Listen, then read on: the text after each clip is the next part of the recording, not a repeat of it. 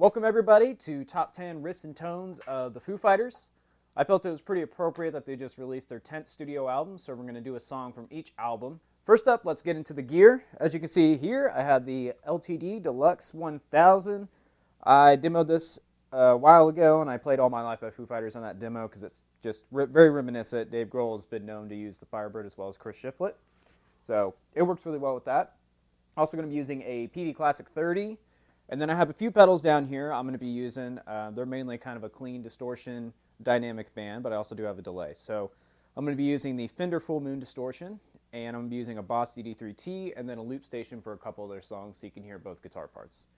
Let's get into the first album, Foo Fighters. They're self-titled. Dave Grohl recorded this album in 5 days and played everything on it but one guitar solo. And I'm going to do the opening track of the album called This Is a Call. Here goes like this.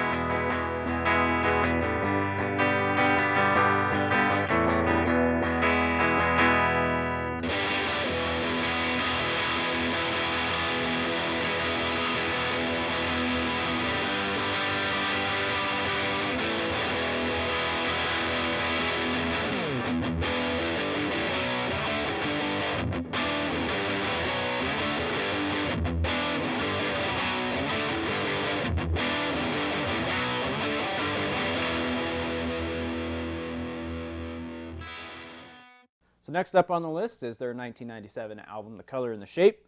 So Dave Grohl finally had himself a lineup and a band. So he had Nate Mendel on bass and Pat Smear on guitar and then William Goldsmith on drums. But Dave Grohl was not infamously happy with William's tracks and overdubbed all the drums on the record besides Doll, the opening track. But I'm going to do a song from this album called Hey Johnny Park. And again, I'm just going to be kind of using the distortion and the clean channel for it. So here's how it sounds.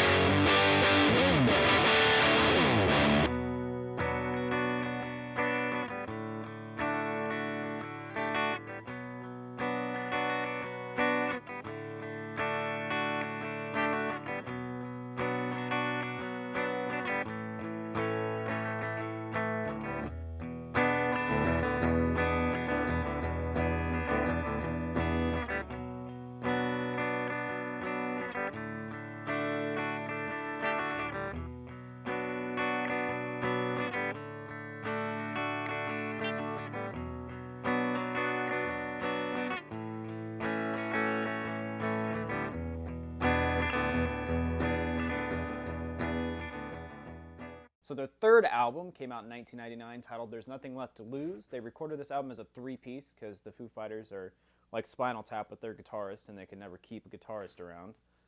Then you had Taylor Hawkins on drums now, so this is his first recording process, but he is noted as saying he was kind of intimidated of the recording process with Dave Grohl. So he actually only plays half of the drums on this album and Dave Grohl plays the other half.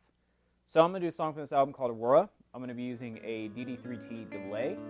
And we're going to use both pickups here. Let's hear how it sounds.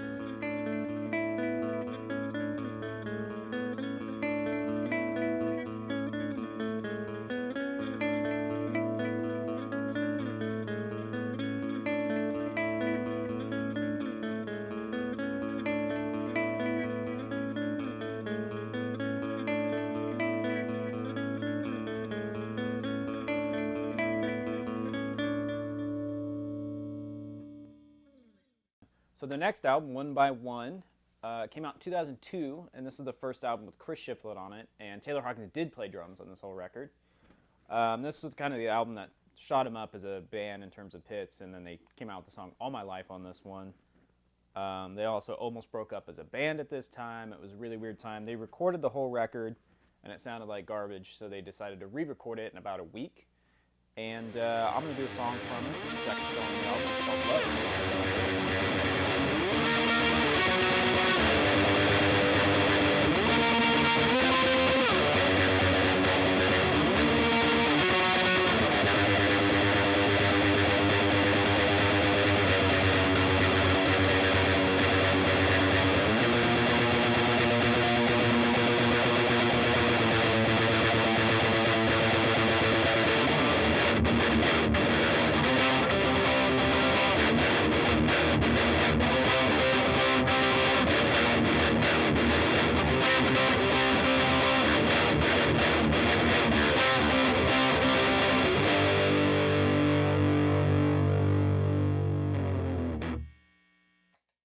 So their next album, In Your Honor, which came out in 2005, they recorded at their own studio called Studio 606, which they still record at to this day.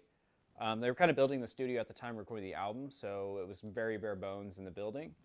But they made a double album, so one side's hard rock stuff and the other side's acoustic.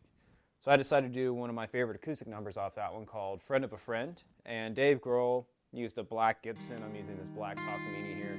So let's hear how this one sounds.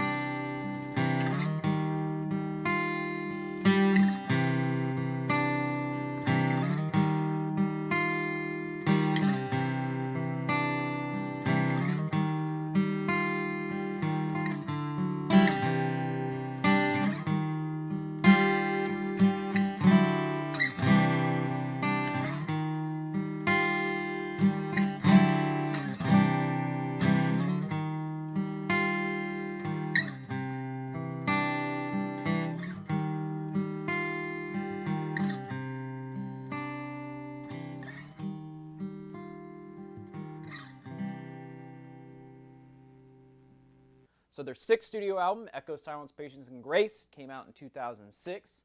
And another big song for them, The Pretender, opening song on the album. I'm going to be using a Boss RC1 loop station so I can kind of show you both the guitar parts, and obviously I'm going to be using the distortion. So let's hear it from the intro and go from there.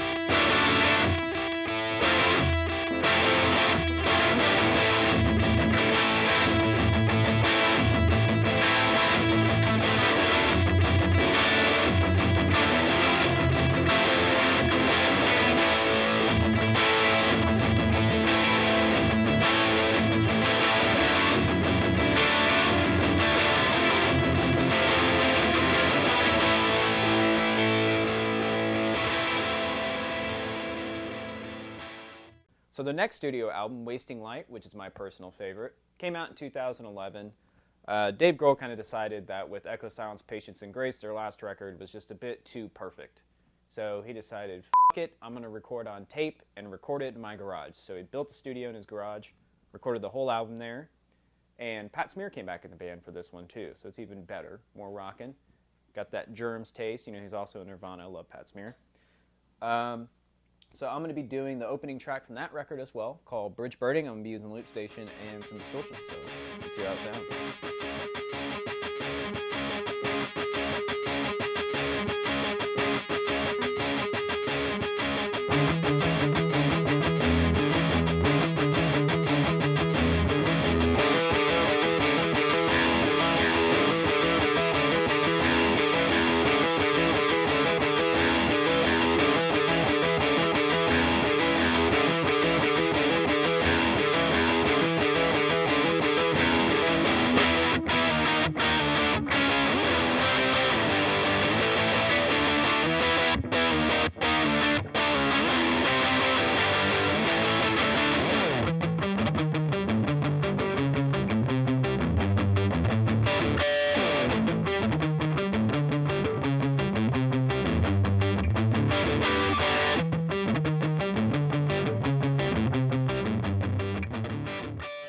So their next album, Sonic Highways, came out in 2014, and Dave Grohl decided to travel around the country and go to 8 different studios for 8 songs.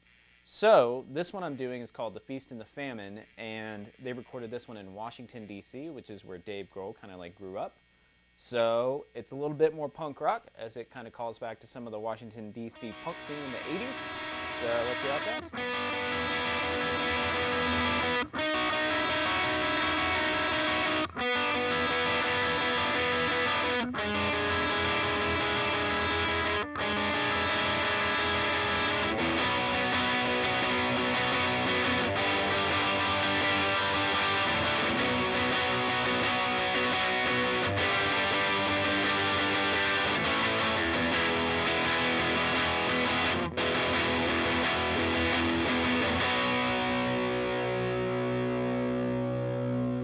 So their ninth studio album, Concrete and Gold, came out in 2017.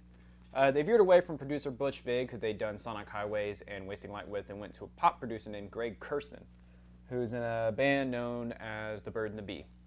So I'm going to be doing their song La Di Da, which I couldn't not do this song and not do that bass line.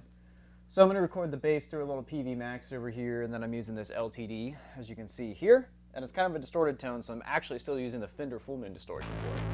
So let's hear how it sounds.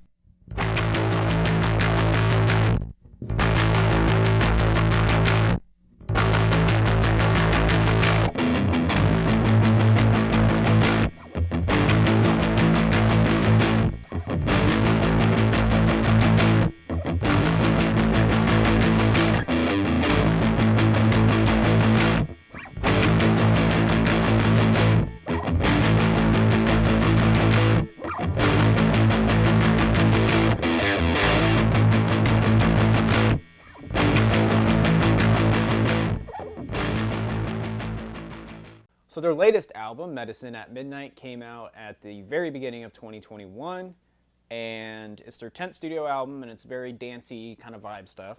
So I'm going to do the song called Shame Shame off that, which was their first single. And again, I kind of have the gain turned down on the distortion this time for this song, so obviously the drum beat's kind of the most iconic part of this, but let's hear how the guitars sound. You can kind of hear how it goes with the beats. So.